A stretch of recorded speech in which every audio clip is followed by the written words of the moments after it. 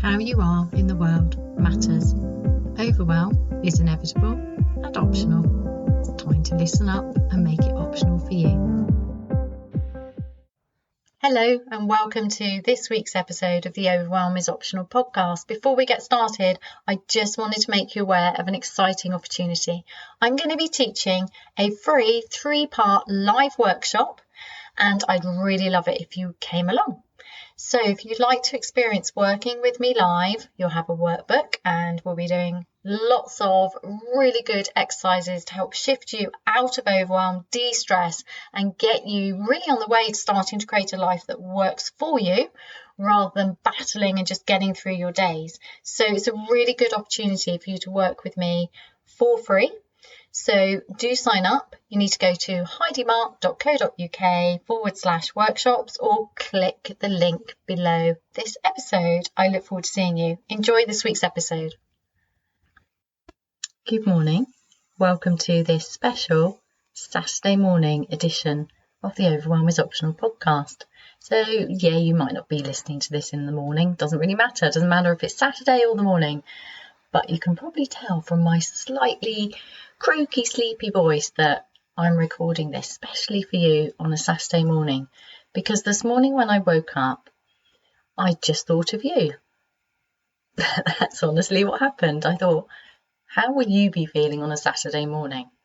Because if you're anything like me or my clients, me when I was in that state of pushing myself too hard, waking on a Saturday morning isn't the joyful occasion that you long for it to be, because you're working really, really hard and you've got through your week and you've crashed into your Friday night and you wake up Saturday morning and you just don't feel great. You're not ill. Maybe you've got a slight sore throat, maybe a little bit of earache, maybe not. Maybe your nose is a bit snuffly, but mainly it's not really anything. There's not really symptoms. There's just this sense of heaviness, this unwellness, this I really wanted to do lots of things today, but I just don't feel great. I just really want to just stay in bed and recover. And it's not great, is it? Because this isn't the life that you wanted. You didn't work this hard so that you could spend your Saturdays recovering from the week or trying to recover from the week. And you may have reached a stage where you're just not really recovering from the week. And this is burnout, but we don't always realise it. I certainly had no idea I was burning out. I genuinely thought that because my job was stressful, everybody was stressed, but I loved it. I loved the opportunities. That was just the sacrifice. So the work climate was that you work really hard and then you rest later and somehow you recover. And even people talking about retirement. It's one thing to get through the day and try and rest in the evening, enjoy your evening, and then it becomes, I just get through to Friday and enjoy my weekend. And then it becomes, in schools it becomes the end of term, but most jobs don't have as much holiday as that. So then it becomes my next holiday, or when this project's done, or when there's some imaginary space in the future where we get to breathe out and go, yay, I get to live the life that I'm meant to and feel really, really good. And then it gets pushed even further into retirement. That's really common. When I retire, I will do all of the things I long to do. And that's just really, really sad. And for somebody like me, my father died at 59, just after his 59th birthday. And he spent a lot of time talking about retirement. He didn't get there. And that's tragic. Waiting, constantly postponing our lives, even tiny things like cleaning the house, it's not that cleaning your house might not be at the top of your joy list, but there comes a point, doesn't there, where you're like, I just want my house to feel nice. It's not about the cleaning, it's about how it feels and how you just want that nice space. And it's just this, you've worked really hard to have the money to have this home, but it just doesn't feel quite right because it's just like you're passing through it all the time, never quite getting the things done that make you feel at ease. And this is because your energy and your time and your focus and your attention and increasingly your money is going towards propping yourself up to get through the working week. So this is whether you're employed or whether you're in business. So this constant pushing really hard. And then what happens is we wake up on a Saturday morning and what should be a joyful, ooh, what am I going to do today, becomes this, oh, I don't feel good. I just don't feel right. And it's not an explainable thing. That's why I think it's really difficult, is that when we start to really push ourselves too hard, and because it's not this is the problem with pushing yourself too hard. You think it would be obvious. I thought it would be obvious that if I push myself too hard, that would be stupid, right? You know, it's like, well, it's obvious you shouldn't work that hard. But because it's insidious, because it's this constant crossing of little boundaries, oh, I'll just get this done. I'll just stay a bit later. I'll just work through my lunch. I'll eat at my desk. I won't go to the loo yet. You know, this constant postponing of these tiny little things. So the body's giving you signals, and you're starting to go, no, not now, body.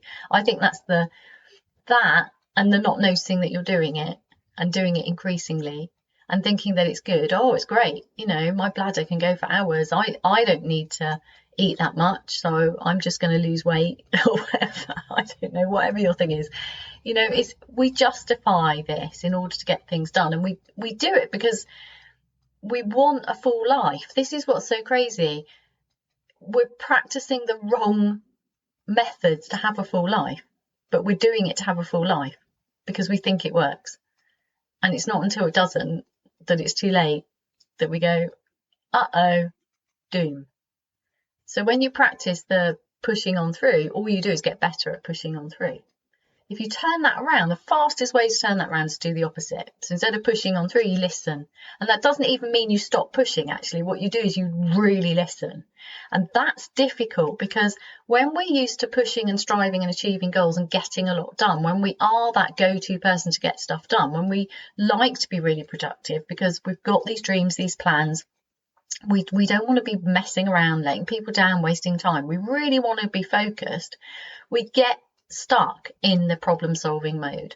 We get stuck in the getting stuff done, and that is part of the problem, is that what got you to here is not going to get you to where you want to be. So it requires a shift, and any big shift is disruptive. So it's unlikely you're unlikely to allow it to happen at a subconscious level, because you're only just really hanging in there anyway. So it's like, I can't make all these changes, so I'll postpone that as well. Even though I know Heidi's right and I know this is good, I'm going to postpone that as well. And it's this constant postponement. So instead, what I invite you to do with all of my work is these tiny shifts, which I call tiny, huge, life-changing practices, because they've got to be small, right? They've got to bypass your amygdala, so it's not setting off the fear center in your brain. And it's just got to be easy, because you don't have time. You don't have the attention focus. It's all going on getting through. So it's got to be really simple. So bear with me here. It's Saturday morning. You've woken up. You're not feeling great. There's lots that you wanted to do. And already your brain's starting to go, uh-oh. Your body's letting you down again. Your mind's all clogged. You can't think straight. Start cancelling things like exercise, fun, social engagements. Yeah? That's the first things to go. Oh, I'll just tell my friend I'm not feeling good and I can't meet them. And I don't blame you. I've been there, done it. And to be fair, I wasn't great company. So personally, I think it was a good decision. But it's not a good decision long term, because it means I'm not nourishing that relationship that supports me. So just notice if this is coming up for you. What are you waking up in the morning, and then where's your mind going to? So if your mind's going to these loops of doom about how, you know, you're just not going to be able to do all of the things that you wanted to get done this weekend.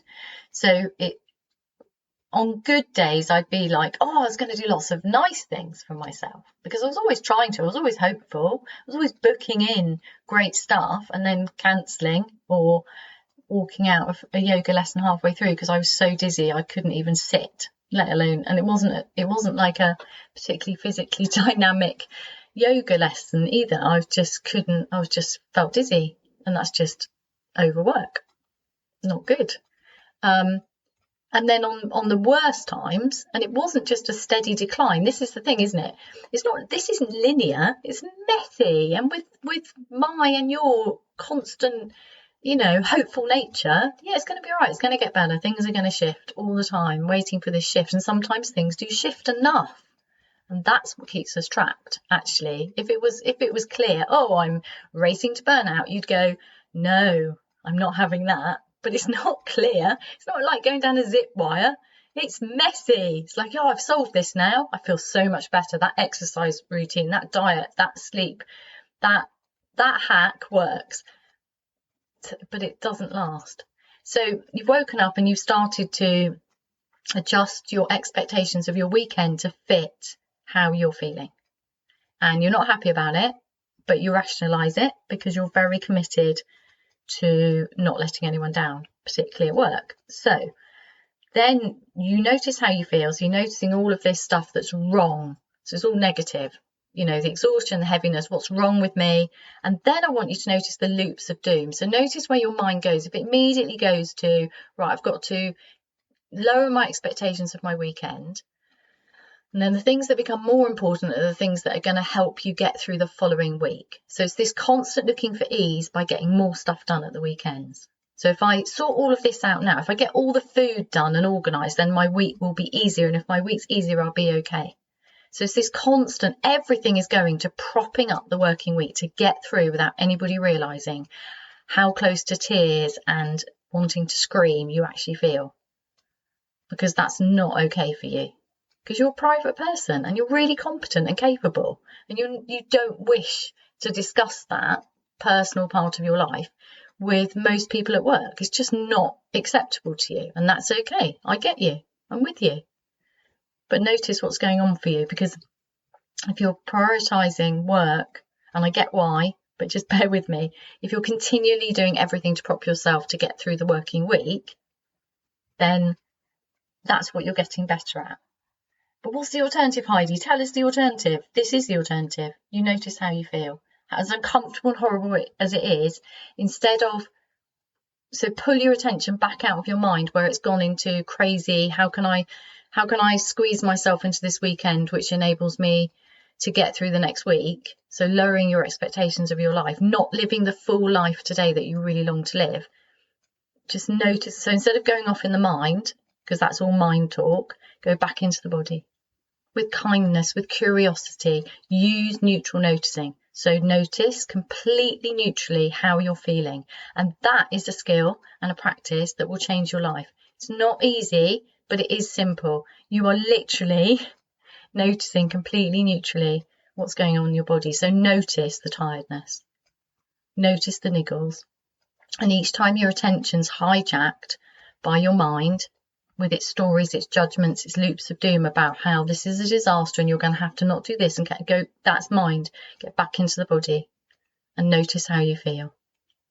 Because however you feel is however you feel, and you can only start from where you are. And if you are in that horrible state to feeling completely overwhelmed, frustratingly exhausted, and just cannot work out for the life of you how to live in a way that works for you, how to keep that business going, keep that job going so you support the lifestyle that you've worked so hard for, and feel really well and be yourself. Remember how to have fun and laugh easily and relax and switch off and see those friends. Do that exercise you want to do, make that thing, repot that plant, play with your dog, get that puppy, go on holiday, and all the other things that you want. So actually you want more. This is what's really difficult, isn't it? Because you don't really want to just maintain what you've got. You actually want more. You want a bigger, better house. You want a puppy or another puppy. You might want children if you haven't got them. Like there's lots of things you want. You have dreams, but if you're shrinking your life to fit around you and squishing yourself into a life that isn't fulfilling for you, that you're just getting through, then that's miserable. And if you're thinking, if I can't cope with this, how will I cope with that? Because to have what I want will require more work, and I can't work any harder because I'm only just coping with this level of work, then it's time for a change. And the change comes from acknowledging neutrally how you are. This is how I feel. And it's difficult work because we don't want to know. So when the body says, because it started with the body saying, I need to move, you've been at your desk too many hours. And you saying, not now, body. And then later having a stiff neck or a stiff back. And then what happens is you book a massage or a chiropractor appointment, but you keep sitting at your desk for too many hours and pushing your body to keep going, even though it's actually trying to tell you that you need to correct your course. So what I want to do is move it from this is a disaster, feeling like this is a disaster, instead of using it as evidence that there's something wrong with you and going into problem solving mode. I'm going to invite you to see it as useful information for a course correction. Because what your body's actually doing is stopping you carrying on, because what you're doing isn't working for you. It's not making you happy. There's bits that make you happy and you don't actually want to lose any part of your life, but the way you're doing it isn't working for you. So if instead of rejecting your body, which is just on your side, trying to tell you, hang on a sec, there's a better way of doing this. Can you just pause a moment and listen? When we needed to go to the loo for a wee several hours ago and you refused to move because you just wanted to get that done, that was an issue. Pay attention. Who knew it was as simple as moving when you need to fidget, going and peeing when you need to pee, eating good food, planning that so that you have it there ready before you get so hungry you're exhausted and can't think straight. Drinking water by making it really easy to drink water. You're thirsty, drink water. You're thirsty, drink water. It's all there. Your body's got it sussed. But each time you say, no, I'm not listening, that's a problem for me because I just need to get this done, because if I get this done, then my body can rest. You are practicing the opposite, the very, very opposite of the skill you need to get your life back. If you want to feel really well and have energy, clarity and ease, you need to listen to your body. So the body is going to say, this is wrong. There's a more fun way to live. There's an easier, more energetic, lovely way to live. I'm guiding you there. Please pay attention. And you're going, not now, body. This is really inconvenient. I'll make an appointment for you with somebody to fix you later. But right now, I haven't got time. I did this with my teeth and I lost a tooth. So seriously. You don't want to lose a tooth. I'm not still upset, but I found it very traumatic. And I found there was grief involved in that. I don't know how you feel about teeth, but it really upset me.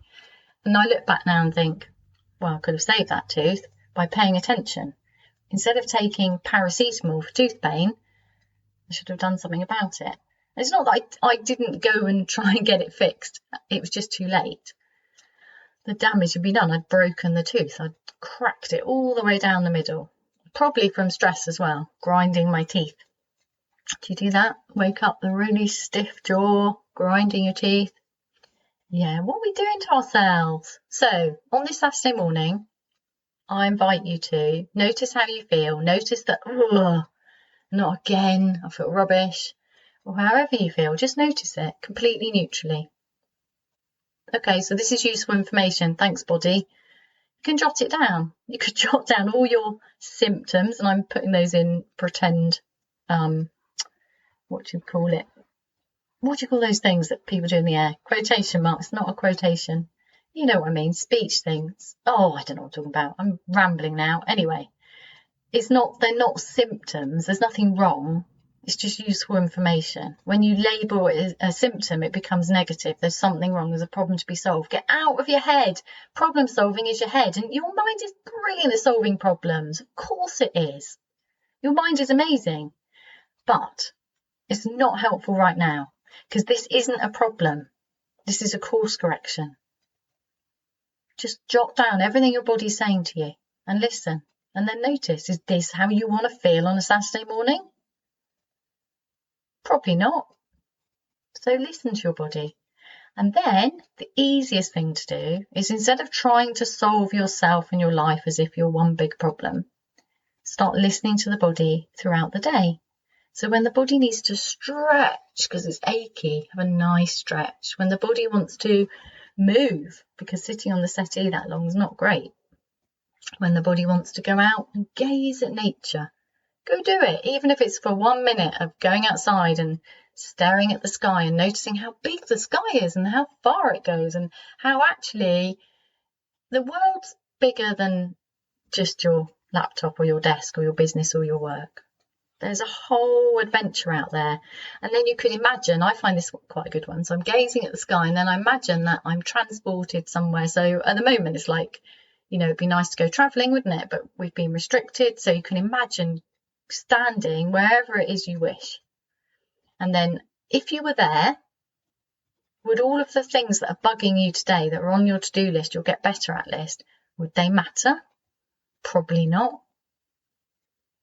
And it's not that you don't want to get stuff done, it's that making your world a bit bigger can really help shrink the things that aren't important, or they are important, but they're not as important as you are. How you are matters. How you wake up on a Saturday morning matters, because it ripples out. You think you're hiding it, and you are hiding it brilliantly. Hats off to you. Nobody knows.